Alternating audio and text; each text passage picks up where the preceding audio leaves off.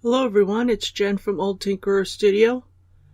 Welcome to the first Blender 2.8 Materials and Textures tutorial. In this tutorial, we will be learning the basics of materials and textures in Blender. We will be using the Cycles render engine for this tutorial. And we will also be using the Node Wrangler add-on.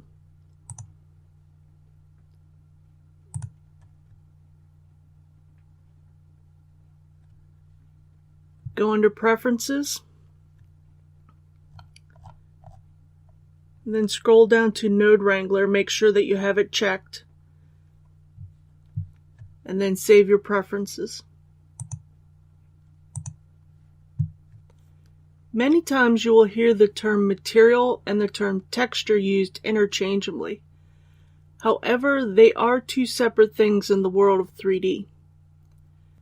Materials are used to control how a 3D object appears. Materials control the color and the reflectivity of a 3D object. Under the Shading workspace, you will notice that there is a default material that is applied to the default cube. You can use the principled shader to change the base color of the material of the default cube. You can also use the principled shader to change the reflectivity of the cube. For example, change the roughness to 0 and the metallic to 1.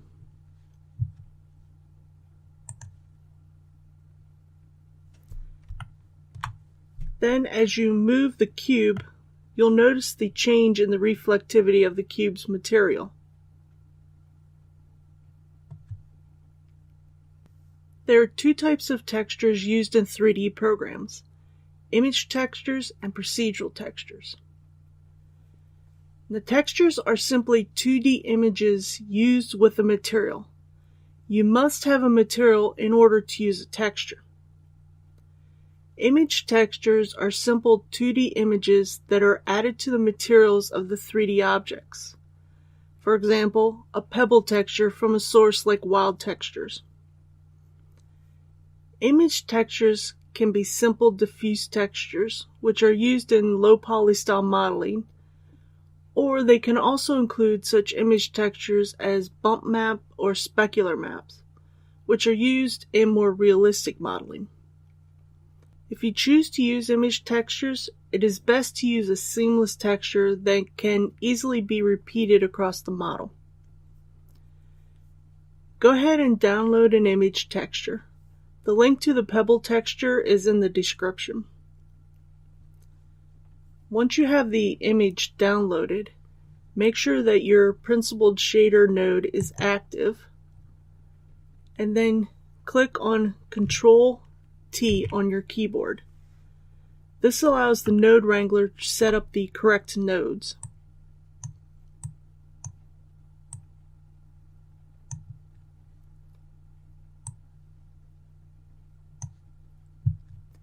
The texture coordinate node is commonly used for the coordinates of textures, and the UV output takes the coordinates from the active render UV map.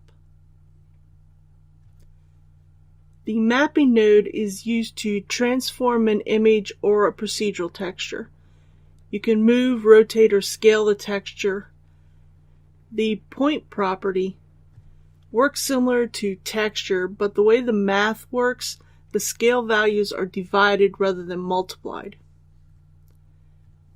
The image texture node is used to add an image file as a texture, with the vector input referencing the UV map and the color output references the RGB color from the image. Open the texture you downloaded using the image texture node. Change the material properties on the principled shader as desired. Since I'm using pebbles, I'm going to change the roughness and the specular both to 0.5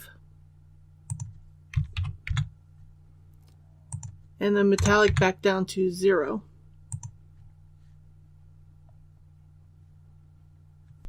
If you wish to use a more realistic image texture, you'll need more than just a simple image.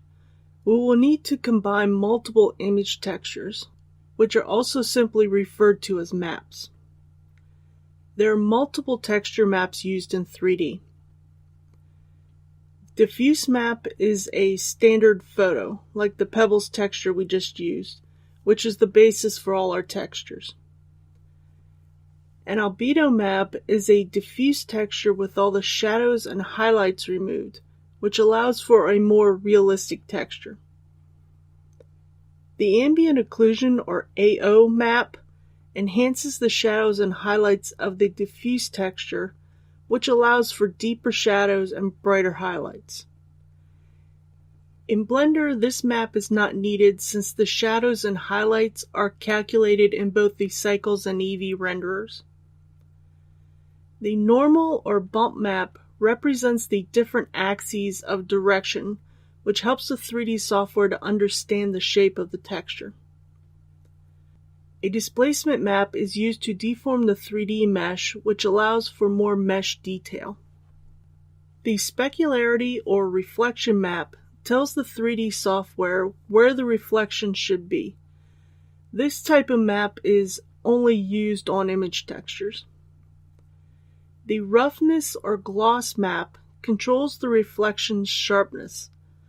Gloss and roughness maps are simply the inverse of each other. Procedural textures are like vector graphics in 2D programs, since they are defined mathematically. Procedural textures are more realistic and offer unlimited texture resolution, and they make texture mapping easy. Download an image texture that has at least a diffuse, roughness or gloss, and a normal or bump map. The link to the bricks texture that I'm using is in the description. Once you have the textures downloaded, open up the diffuse map you just downloaded using the image texture node. If your texture image is too large or too small, you can use the scale option from the mapping node to scale the texture image. Larger numbers will make the texture image smaller.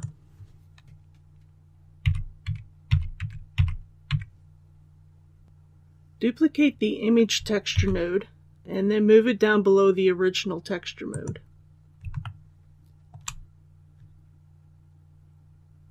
Then open up your roughness or gloss texture. Change the color space to non-colored data. This is simply because we only need to have values between 0 and 1.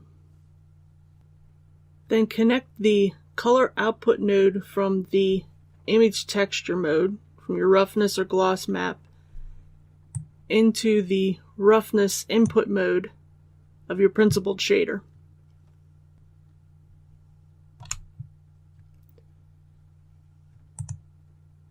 Duplicate your image texture node and move it down below the second image texture node.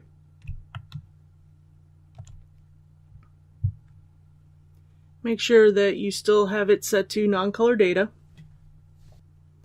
And then open your displacement or height map if you have one. Add a bump node.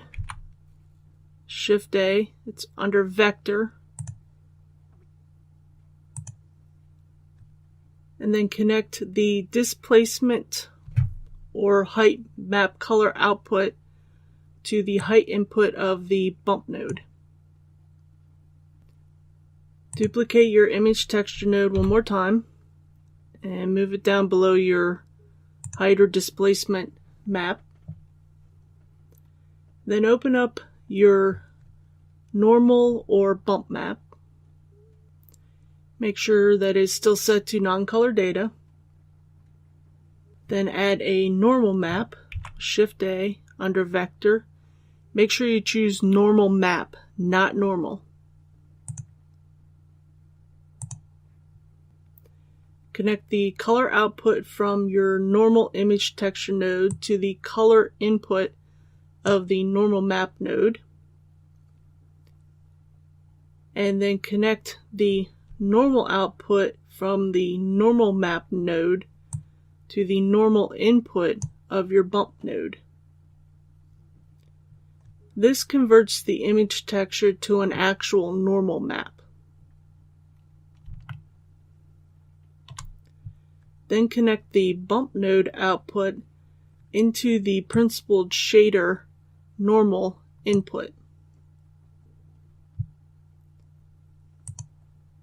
And you can adjust any of these strengths as needed. For example, on the bump, I'm going to change this to 0.75 to tone that down a little bit. I also changed my distance down to 0.1 so it wasn't quite so harsh.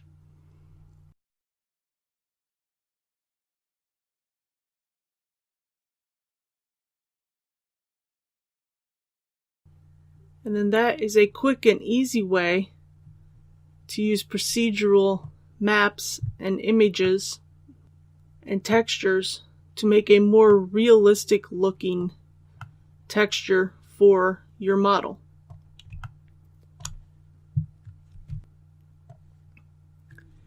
This is just a basic introduction to materials and textures in Blender. I highly encourage you to play around with materials and textures in Blender. The best way to learn is just by doing and trying to figure out what nodes do what. I hope you found this useful. Have a good day. If you follow along with this tutorial or any of my tutorials, please tweet me your creations or any creations you make in Blender. The link is in the description. If you have any questions or suggestions for tutorials, please leave a comment below and don't forget to like and subscribe.